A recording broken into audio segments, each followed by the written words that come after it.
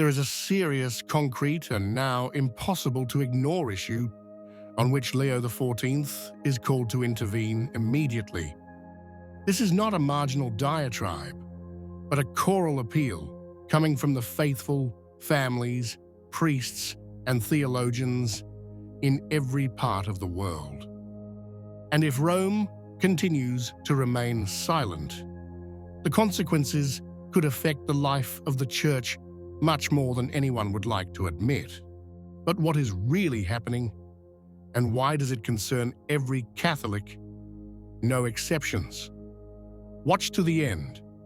You will understand why this moment is decisive.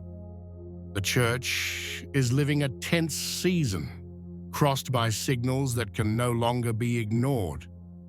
Among the many open fronts, there is one that directly concerns faith, prayer, the very identity of Catholic worship, the traditional Mass. And it is precisely on this that one of the most delicate challenges of the new pontificate is being played out today. No proclamations or official titles are needed. The news speaks for itself.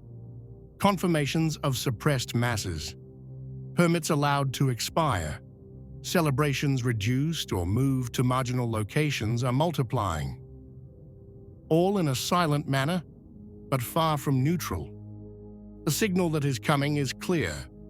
An attempt is being made to reduce the ancient liturgy to a temporary phenomenon, tolerated out of courtesy, and not as what it really is, a living and recognized form of Catholic worship. And what is most striking is not only the continuity with certain lines of the recent past, but the timing.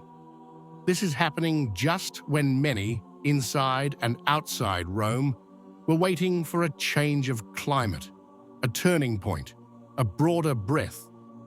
The faithful, who love tradition, do not ask for privileges, but they do ask for one thing with force: clarity, and they expect a lot from Leo XIV. Because it is clear that this is not just a matter of liturgical rubric, but of ecclesial vision. And if this trend is not stopped now, it will be increasingly difficult to reverse the trend. There is something emblematic in what happened in Westphalia, in the diocese of Jefferson City. There was no sensational decree, nor an excommunication, nor an open war between clergy and faithful. There was a simple expiration of a permit. And that was enough. For 7 years, the traditional Mass had been celebrated regularly in the Church of St. Joseph, thanks to a dispensation granted by the bishop and approved by Rome, which permitted the use of the 1962 Missal within a parish. A necessary concession, imposed by Traditionis Custodes, which prohibits the use of parish churches for the ancient rite, unless explicitly authorized, but at the end of June, that dispensation will not be renewed. And so, the Mass will stop. The pastor, Father Dylan Schrader, explained the situation in a long, honest, even painful letter.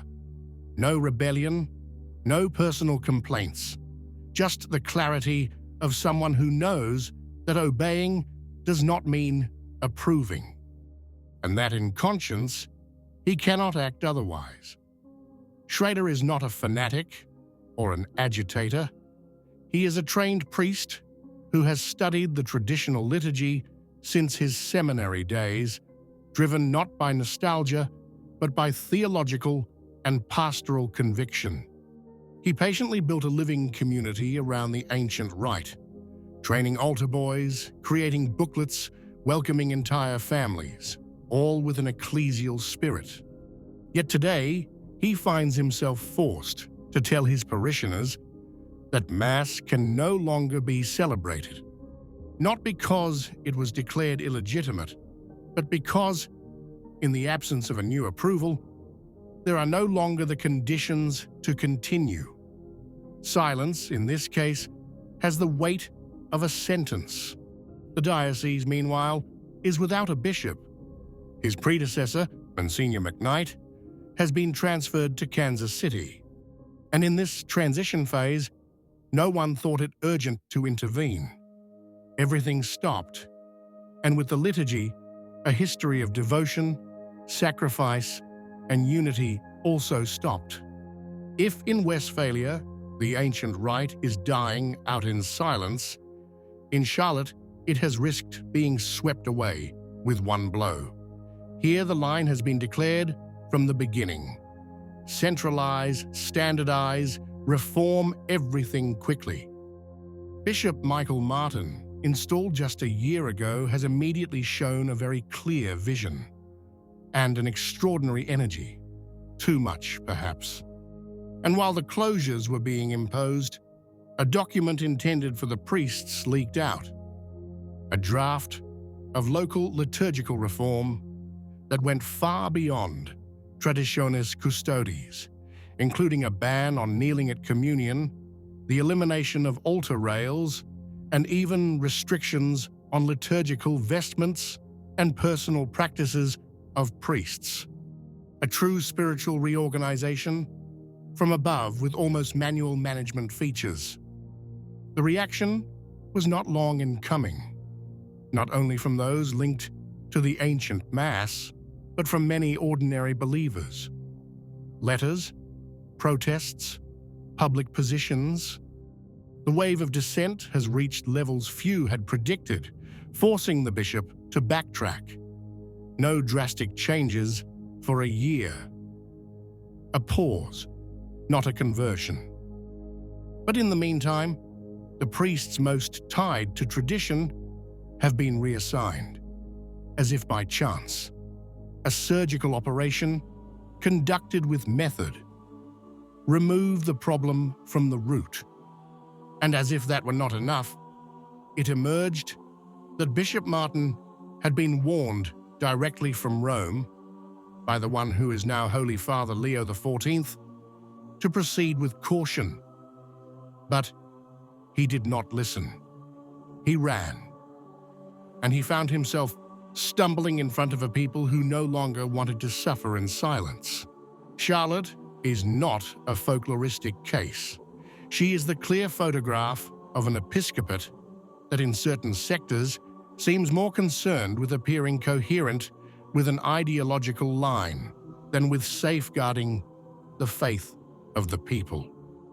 And if even those who do not attend the old Mass begin to feel that something is wrong, then the problem is deeper than one might want to admit. The method is now clear. You don't prohibit, you let it vanish. Just don't renew a permit, ignore a request, postpone a response. Thus, the traditional Mass is removed without ever having to mention it. No one openly forbids it, but the result is the same. Communities find themselves without celebration, without guidance, without explanations.